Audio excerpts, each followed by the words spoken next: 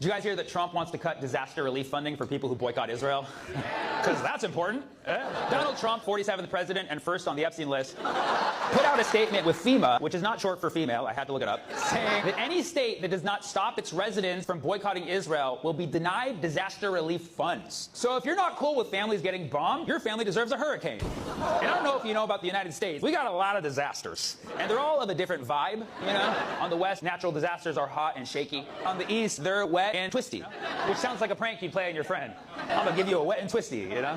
There was a tornado in the Midwest a few weeks ago. Do you see the footage of the aftermath? That place looked like it got hit by Israel. Do you see the fires in LA earlier this year? That place looks like it met Israel. All natural disasters do the exact same damage as Israel, but for way cheaper.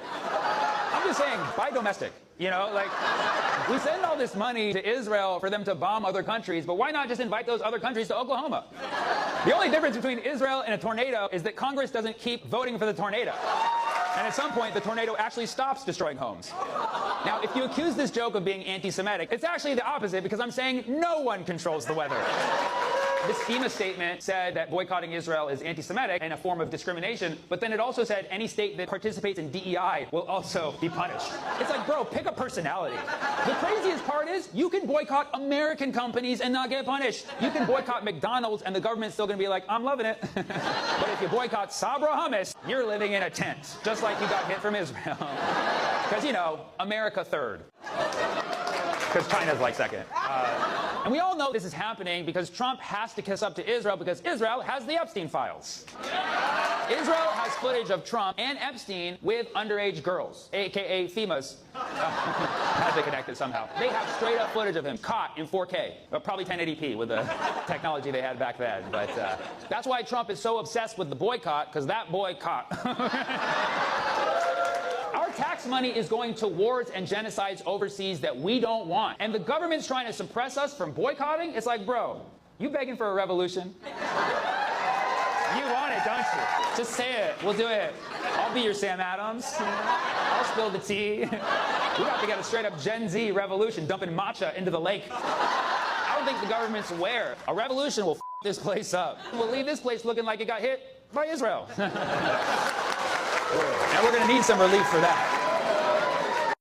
My dad was born a few hours out of Jerusalem. My mom was born in Utah, so both places where Jesus got resurrected. Now, my great-grandma was born in Bethlehem, and I tell people this, they're like, oh, Bethlehem, Pennsylvania? I'm like, yeah, that's the one. She was Amish. She grew up in the Holy Land next to Scranton. She knew the three wise men from Dunder Mifflin. Come on! Everybody knows Bethlehem, birthplace of Jesus, the savior of most people in this country. Yet if you ask most people in this country to point it out on a map, they're pointing to Pennsylvania. That's a problem. My niece asked me over Christmas. My niece is 5 years old. She said, where's Bethlehem? I was like, oh, here we go.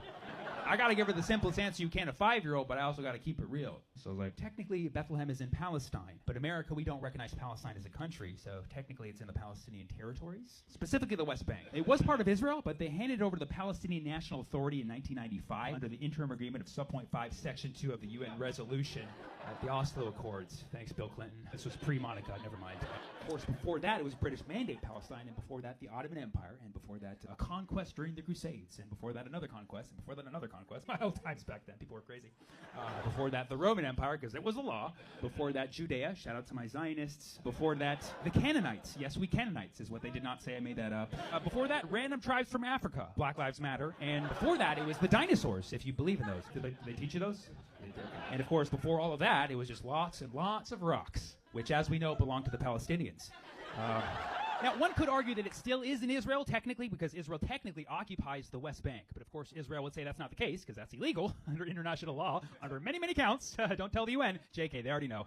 Oh my God, it's a mess. Everybody knows. Literally everybody knows, except most of the people in the country that could actually vote to stop it. God bless Pennsylvania. Merry Christmas. And that was the answer that I gave her, and I think she liked it, because she immediately responded with, is Santa Claus real? I said 100% Santa Claus is real. We definitely recognize Santa Claus. She's like, what are you getting me for Christmas? I said, I gave you the gift of Palestine. What more do you want? People usually pay to see my shows. I gave it to you free of charge. She was like, free Palestine? I was like, exactly. Let's get into it. I'm actually Palestinian. What's up? Where are we at? A lot lot of Americans still don't know a lot about Palestinians because Americans need a celebrity from a group to like know about them, right? Like the famous Palestinians, nobody knows who they are. Who are famous Palestinians in history? You have Yasser Arafat and Jesus, and it's like, who are those guys? Who are those guys? Oh, and DJ Khaled. DJ Khaled is ours. You can have them, but DJ Khaled is ours. Isn't that crazy? Those are the two most famous Palestinians in history. Jesus and DJ Khaled. Those are our representatives. They're very similar when you think about it, Jesus and DJ Khaled. In fact, when they came out with the New Testament, they were like, another one. Christians like, we the best religion, you know? Like, people get upset sometimes when I say Jesus was Palestinian. Listen, first of all, Jesus was born at Bethlehem, which is in the modern-day West Bank, which is Palestine. If someone was born in the United States 2,000 years ago, we call them Native American, right? By the same logic, Jesus was native Palestinian. But specifically, Jesus was born in Judea, the province of Judea. As a religion, he was Jewish. Jesus was Jewish and Palestinian. He was a solution to the Middle East in one person. Yeah. Don't worry, this is going to be a sermon. Don't worry, I'm just saying. We know Jesus was Jewish, right? Because he didn't celebrate the Christian holidays. You know what I mean? He didn't do Christmas, you know? For sure didn't like Easter, you know? Every Christmas Eve, you see him at a Chinese restaurant. He was a nice, young Jewish man. So we know Jesus was Jewish, and we know Jesus was Palestinian because he broke out of a cave in a matter of 3 days. That requires a tunnel. We know this. Jesus was Jewish and Palestinian, and probably black. He was for sure black. He was black. He could have gotten any polish he wanted.